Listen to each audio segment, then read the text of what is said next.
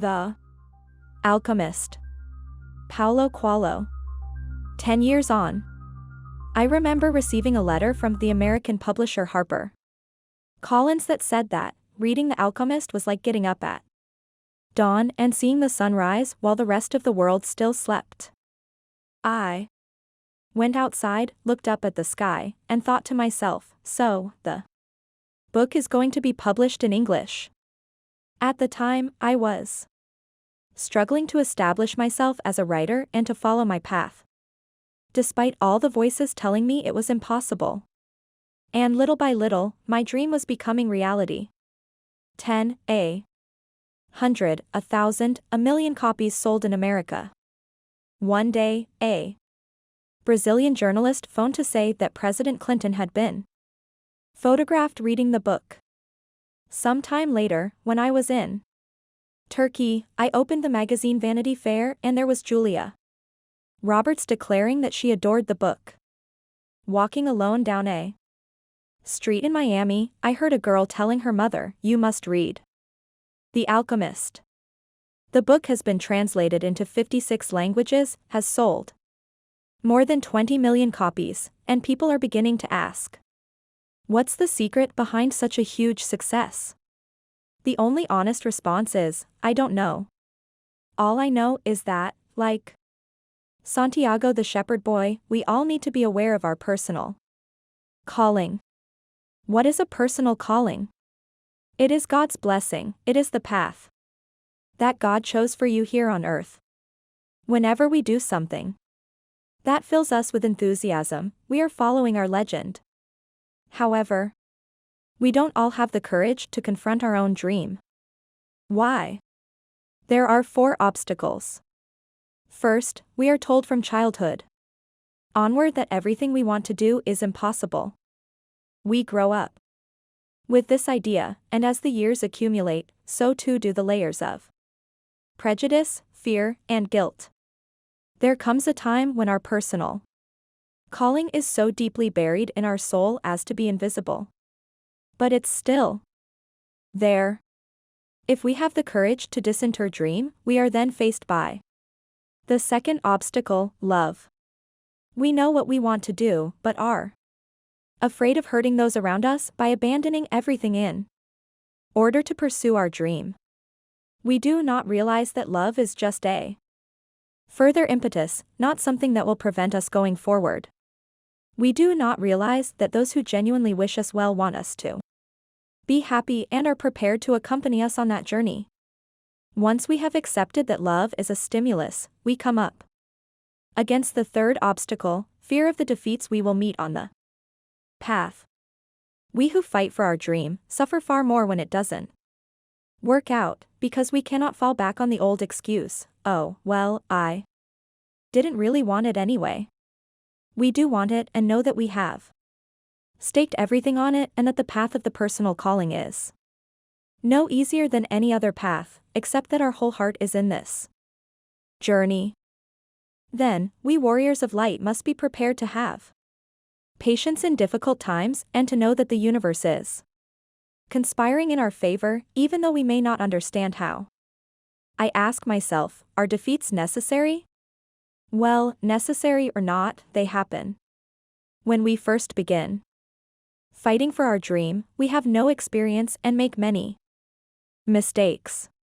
The secret of life, though, is to fall 7 times and to get up 8 times.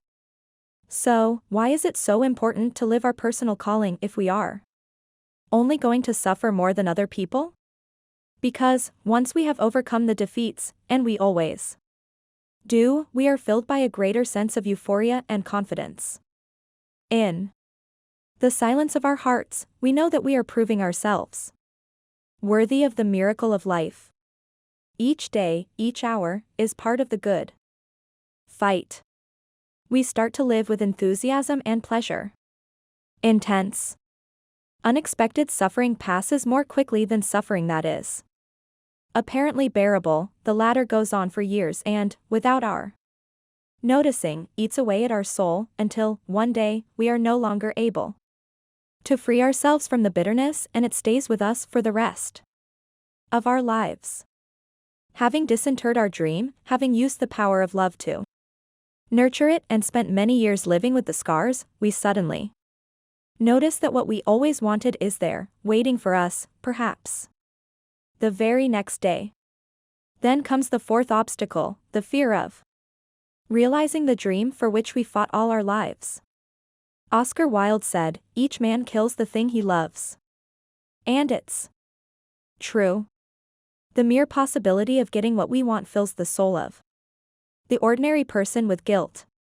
We look around at all those who have failed to get what they want and feel that we do not deserve to get what we want either. We forget about all the obstacles we overcame, all the suffering we endured, all the things we had to give up in order to get this far. I have known a lot of people who, when their personal calling was within their grasp, went on to commit a series of stupid mistakes and never reached their goal when it was only a step away. This is the most dangerous of the obstacles because it has a kind of saintly aura about it, renouncing joy and conquest. But if you believe yourself worthy of the thing you fought so hard to get, then you become an instrument of God, you help the soul of the world. And you understand why you are here. Paulo Coelho. Rio de Janeiro. November 2002. Translated by Margaret Joel Costa. Prologue. Translated by Clifford E. Landers. The alchemist picked up a book that someone in the caravan had brought. Leafing through the pages, he found a story about Narcissus. The alchemist knew the legend of Narcissus, a youth who knelt daily beside a lake to contemplate his own beauty. He was so fascinated by himself that, one morning, he fell into the lake and drowned. At the spot where he fell, a flower was born, which was called the Narcissus. But this was not how the author of the book ended the story. He said that when Narcissus died, the goddesses of the forest appeared and found the lake, which had been fresh water, transformed into a lake of salty tears. "Why do you weep?" the goddesses asked. "I weep for Narcissus," the lake replied. "Ah. It is no surprise that you weep for Narcissus," they said, "for though we always pursued him in the forest, you alone could contemplate his beauty close at hand." "But, was Narcissus beautiful?" the lake asked. "Who better than you to know that?" the goddesses said in wonder. "After all, it was by your banks that he knelt each day to contemplate himself." The lake was silent for some time. Finally, it said, "I weep for Narcissus, but I never noticed that Narcissus was beautiful. I weep because, each time he knelt beside my banks, I could see, in the depths of his eyes, my own beauty reflected." What a lovely story, the alchemist thought. Part 1. The boy's name was Santiago. Dusk was falling as the boy arrived with his herd at an abandoned church. The roof had fallen in long ago, and an enormous sycamore had grown on the spot where the sacristy had once stood. He decided to spend the night there. He saw to it that all the sheep entered through the ruined gate, and then laid some planks across it to prevent the flock from wandering away during the night.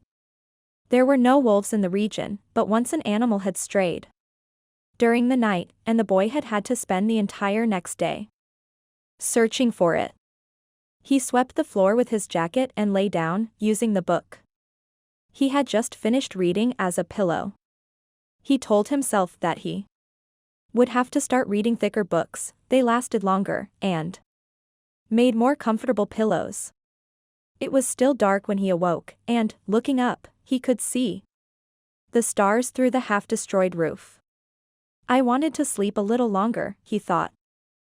He had had the same dream that night as a week ago, and once again he had awakened before it ended.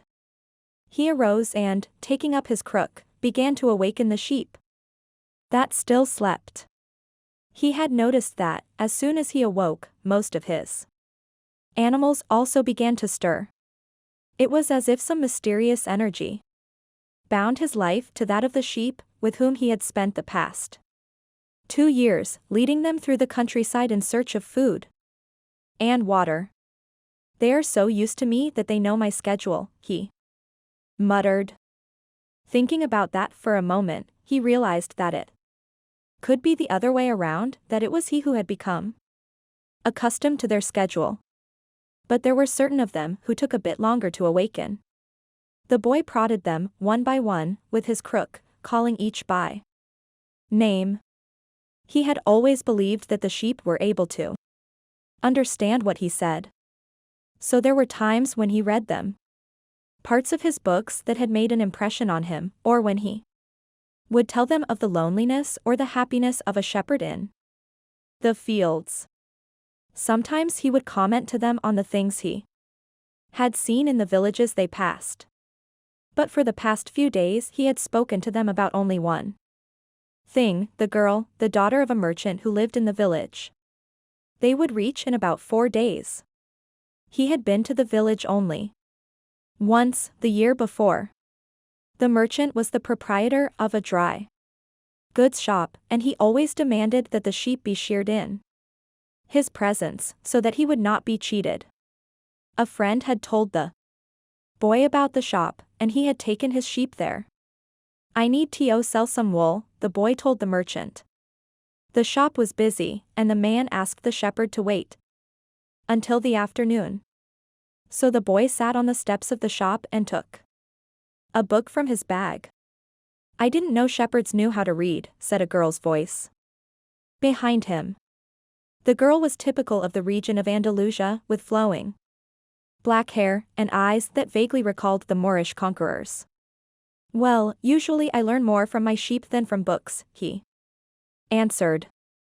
During the 2 hours that they talked, she told him she was the merchant's daughter, and spoke of life in the village, where each day was like all the others.